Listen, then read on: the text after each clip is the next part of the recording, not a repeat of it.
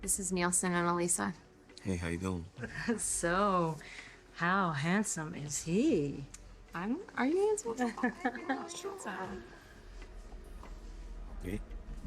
Oh. Not bad. Hey, Nielsen. So, is it true? Is it better? Wow. Oh.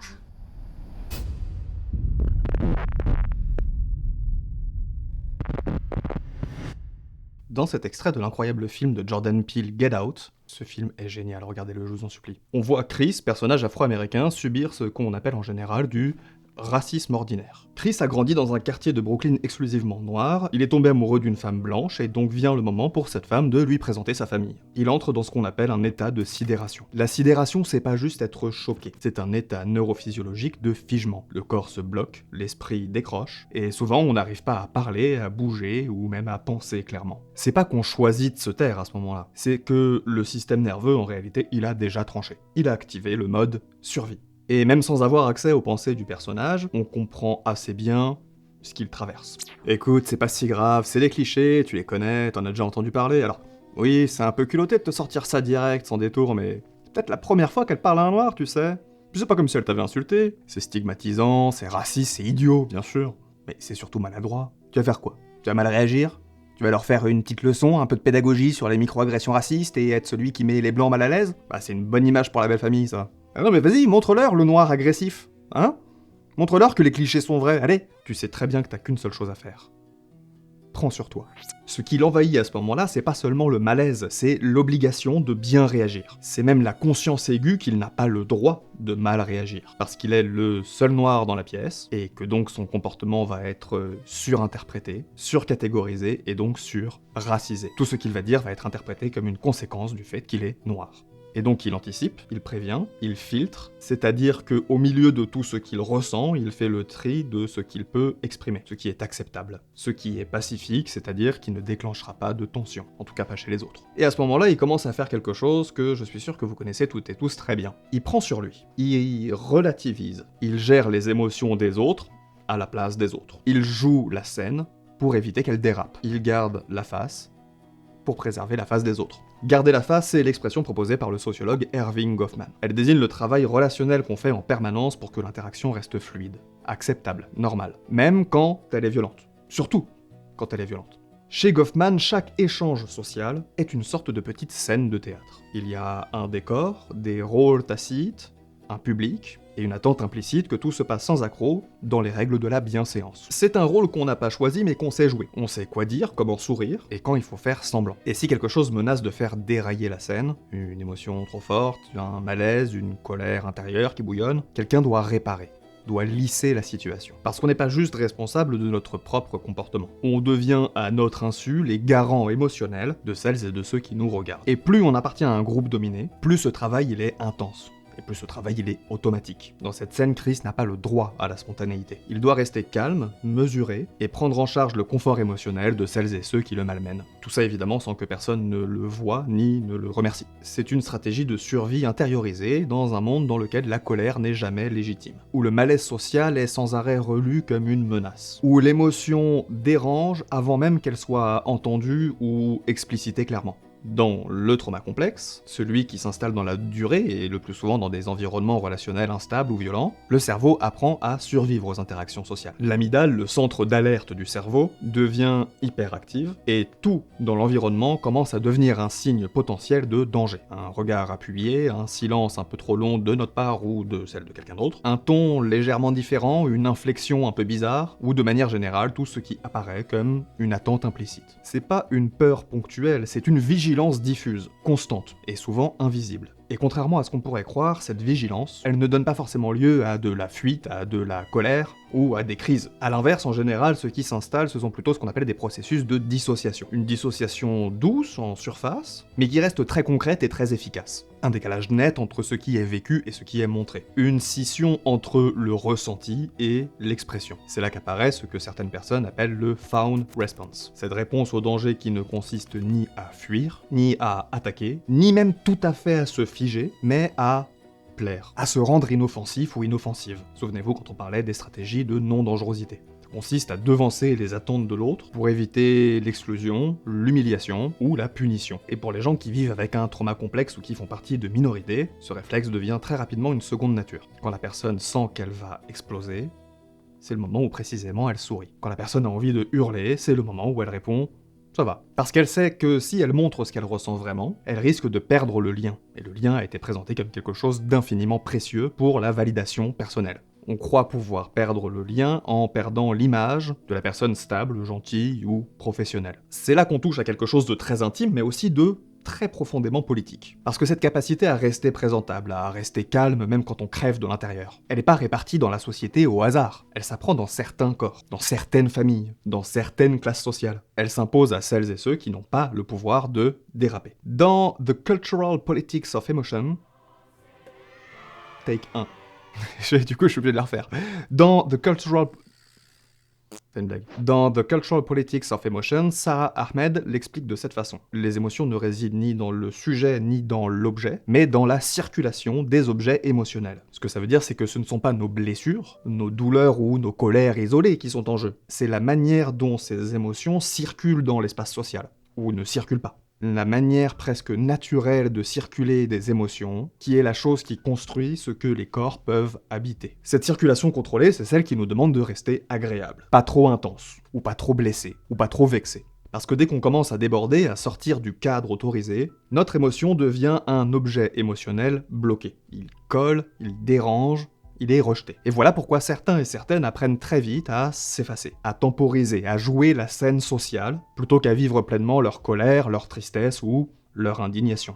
Mais à force de jouer la scène, on finit par s'y perdre. Ce qui commence comme une stratégie de protection devient petit à petit une habitude de survie, une normalité, une posture, et parfois même une identité. Il n'est pas question de juste faire semblant pour s'adapter à l'instant où les choses sont en train d'être jouées. On désapprend totalement dans notre vie à sentir. On ne sait même plus vraiment qui on est, ce qu'on veut dire. On se regarde parler sans vraiment savoir si c'est nous qui est en train de parler. Progressivement, il est de moins en moins question de garder la face que de perdre son visage. C'est un effort qui nous fait disparaître, lentement, à force de conformité, à force de plaire, à force de ne pas vouloir déranger. C'est à ce moment-là que le film et le processus de dissociation qu'il illustre deviennent terrifiants.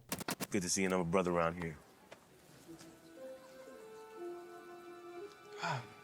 Yes, of course it is.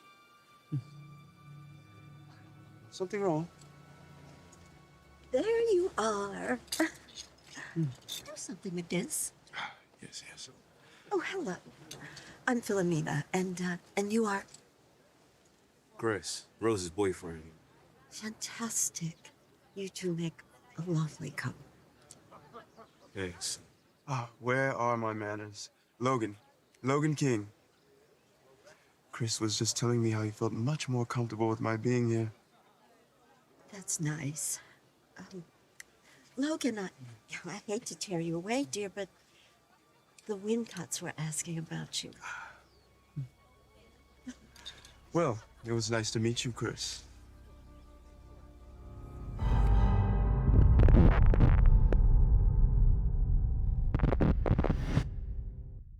On retrouve Chris face à un autre homme noir, Logan, ou plutôt ce qui reste de cet homme noir. Ce qui frappe immédiatement, c'est pas ce qu'il dit, c'est ce qu'il dit pas. Ou c'est plutôt le contraste entre ce que l'un dit et comment il le dit, et de ce que l'autre répond en face. De ce qui est inhibé chez lui. De ce qu'il n'incarne plus. Son regard est trop flou, sa voix est trop calme, ses gestes sont trop raides, ses mots sont trop choisis. Il y a comme un vide dans l'interaction. Une absence de spontanéité, une absence de soi. On sent qu'il y a quelqu'un d'autre qui parle à travers lui. Lui, il est là, il est debout, il est poli, il est bien habillé, selon les codes de la bourgeoisie blanche américaine, mais il est totalement déconnecté de ce que cette scène est censée jouer normalement. Il est déconnecté de la manière dont un homme noir devrait réagir dans l'environnement qui vient d'être créé par l'interaction de Chris. C'est là que la violence de la dissociation devient extrême. C'est pas juste qu'on commence à s'éloigner de ses émotions, c'est une expropriation identitaire. Ce qu'on lui a volé à Logan, c'est pas sa colère, c'est pas son malaise, c'est son droit à vivre sa race. Son droit à être noir en conscience, à sentir ce que ça fait, à habiter ce corps-là dans ce contexte social-là. Ces traumatismes lui ont fait perdre son identité,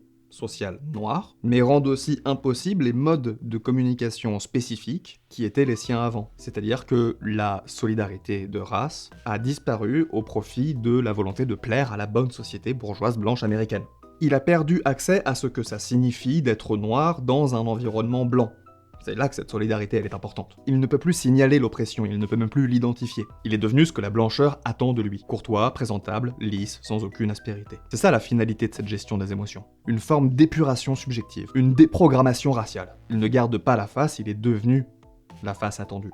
Ce n'est donc plus un simple mécanisme d'adaptation, mais ça devient une altération durable et très concrète du rapport à soi. À force de devoir traduire, filtrer, taire, reformuler chaque émotion pour qu'elle passe, ou plutôt pour qu'elle ne dérange pas, le lien entre ce qu'on vit et ce qu'on ressent finit par se dissoudre. C'est ce qu'on appelle l'alexithymie. C'est un mot qui a l'air un peu scientifique mais pas très compliqué. C'est la difficulté qu'ont certaines personnes à identifier, nommer, différencier et même ressentir leurs émotions. C'est pas juste un manque de vocabulaire, c'est un flou, c'est un brouillard intérieur. On ne sait plus si on est triste ou en colère, si on est fatigué ou submergé, si on est angoissé ou juste mal à l'aise. On sent un truc, mais ce truc il est resté bloqué quelque part, un endroit auquel on n'a pas accès, qui ne laisse place à aucun chemin vers le ressenti ou vers l'expression. Cette difficulté à nommer et à ressentir ses émotions, c'est pas quelque chose d'inné, c'est quelque chose qu'on a appris, qu'on s'est construit. C'est le résultat de mécanismes extérieurs. On devient fonctionnel à l'extérieur et absent ou absente à l'intérieur. On continue de parler,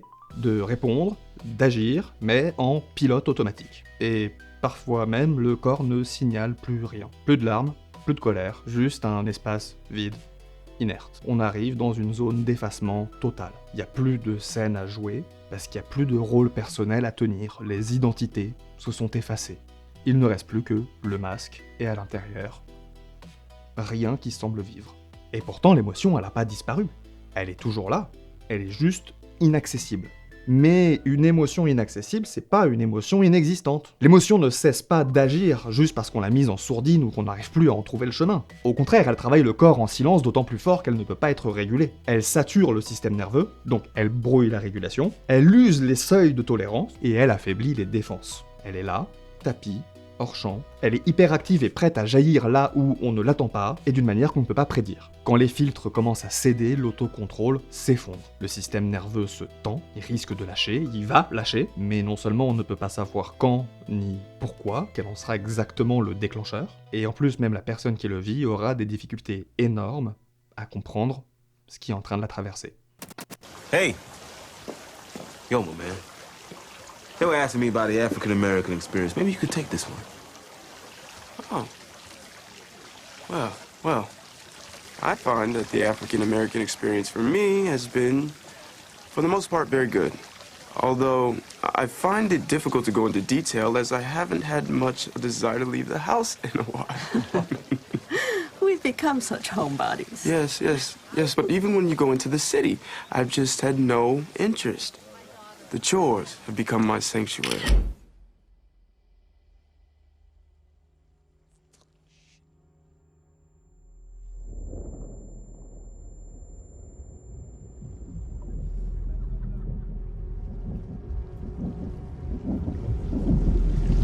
Get out. Sorry, man. Okay. Get out! Yo! Yeah! Yo!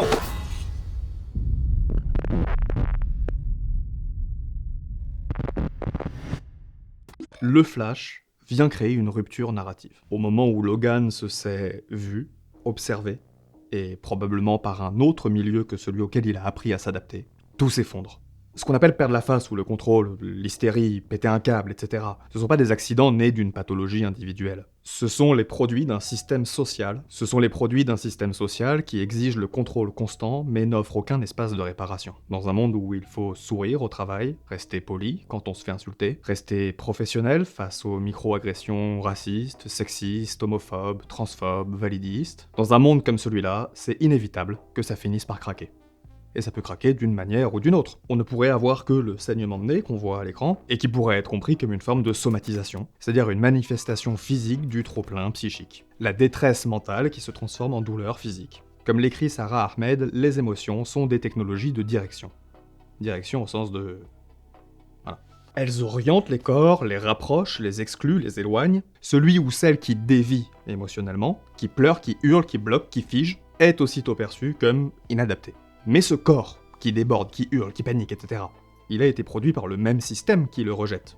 Il a appris à se taire trop souvent, il a encaissé, il a réprimé tout ce qui n'était pas jugé socialement acceptable. C'est le modèle social qui produit des hystériques, des colériques, des sanguins, des fous, partout où l'émotion est assignée et sanctionnée, au guichet d'une CAF, dans un hôpital, dans une école, en famille, dans un supermarché, dans un open space. Chaque fois qu'un corps minorisé exprime trop fort ce qu'il ressent, on l'enferme dans une caricature émotionnelle. Et chaque fois qu'il se tait, on applaudit son courage et sa résilience. Alors quand le masque tombe, quand la scène déraille, y a pas d'échec personnel à cet endroit-là, puisque c'est la révélation de la vérité nue de ce que le système fait aux corps qui n'ont pas le droit d'aller mal. Et quelque part la force de cette scène, celle de la colère, de l'explosion, c'est qu'elle montre à qui veut les voir les décors du théâtre où elle se joue, et qu'en même temps, elle est le pilier de ce théâtre. Le craquage nerveux est certes un produit des institutions, mais c'est également lui-même qui produit les institutions. Quand une femme pleure, quand une personne colonisée pille, quand un autiste hurle, quand un enfant rend les coups que son père lui a envoyés. On donne au système social l'occasion de graver une image, de capturer un instantané. Une preuve que ces personnes doivent s'adapter puisque, de toute évidence, en l'état, leur comportement est excessif. N'ayons pas peur de l'excès et craquons avant d'être brisés. Prenez soin de vous et foutez le bordel.